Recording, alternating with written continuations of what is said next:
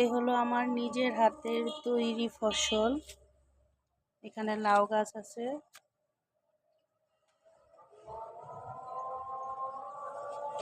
এগুলো আমার বেগুন গাছের চারা, এটা করলা গাছ,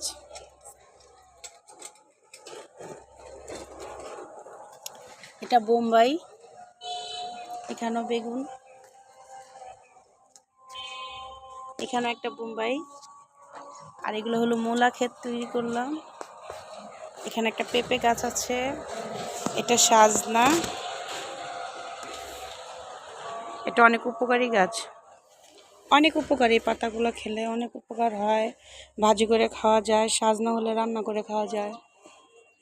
এই যে পাট গাছ, এই হলো লাউ গাছ। এগুলো কাজের ফাঁকে ফাঁকে করি। ওইখানে হলো সিম গাছ। এই যে মূলা ক্ষেত, মূলার বিচি ফালাইছি, আর হলো লাল শাকের বিচি ফালাইছি, এখনো ভালো করে উঠে নেয় লাল শাক। এখানে পালং শাকের বিচিও আছে, ছোট ছোট পালং শাক আমার মেয়ের জন্য খিচুড়িতে যাতে দিতে পারি। ছোট ছোট পালং শাক, যে লাল শাক একটু একটু হয়েছে।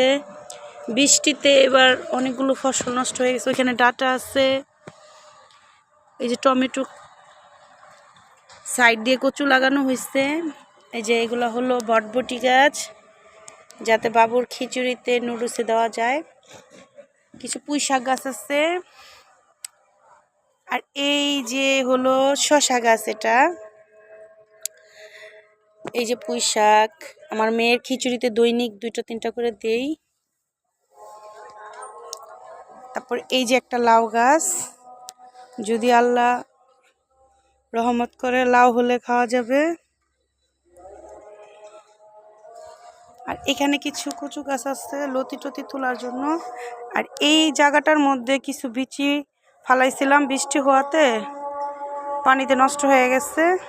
এখন আবার নতুন করে এগুলারে ভালো করে কোবাতে হবে, তারপরে আবার লাগাতে হবে। কিছু মূলা গাছের বিচি আছে, মূলার।